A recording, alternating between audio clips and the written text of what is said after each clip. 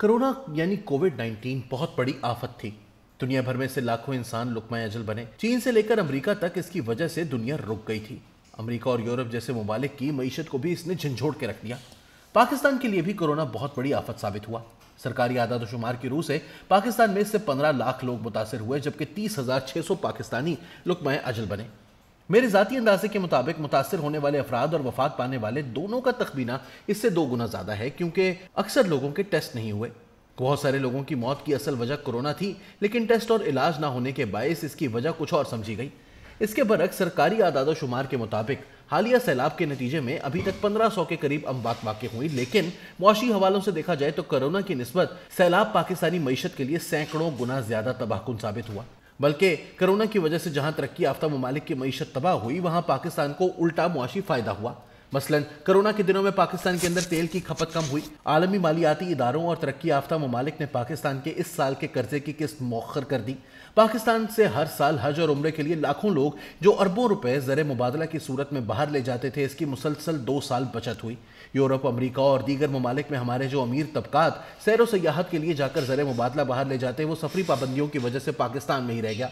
America, बरतानिया, Europe और अरब ममालिक में काम करने वाले कई पाकिस्तानी वहां सख्त पाबंदियों से तंग आकर पाकिस्तान आए और अपने साथ डॉलर, पाउंड्स, दरहम और रियाल भी लाए। दूसरी तरफ पाकिस्तानी हुकूमत ने ना तो मगरबी और अरब ममालिक की तरह सख्त लॉकडाउन किए और ना वैक्सीन वगैरह पर पैसे खर्च किए। हमें वैक्सीन चीन और अमेरिका की तरफ से खैरात में मिली।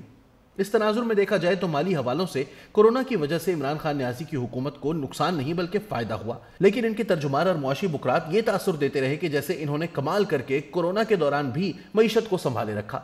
इसी तरह कोरोना इंसानी जानों के लिए खतरा था, लेकिन इसने पाकिस्तान के इंफ्रास्ट्रक्चर को कोई नुकसान पहुंचाया और ना फसलों को तबाह किया। इसके बरक्स हालिया सैलाब से अगरचे अभी तक 1500 के करीब अमवात हुई हैं, लेकिन करोड़ों लोगों की जमा पूंजी पानी में बह गई।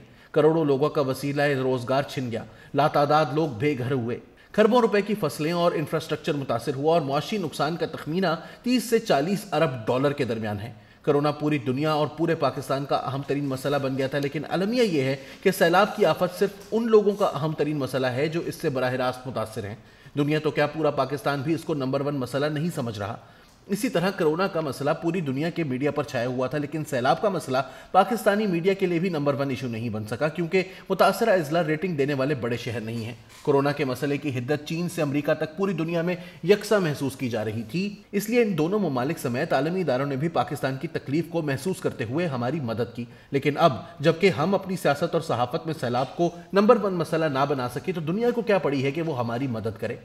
दूसरी तरफ ये आफत ऐसी हालत में आई है जब हमारी मईशत पहले ही सुनामी की आफत से तबाह हो चुकी है। IMF के साथ साबिक हुकूमत की वादा खिलाफी की तलाफी और नई किस्त की शराइत पूरी करने के लिए शहबाज हुकूमत ने जिस तरह बिजली और तेल की कीमतें बढ़ाई, इसकी वजह से गरीब तो क्या, मिडिल क्लास का जीना भी दो भर हो गया है।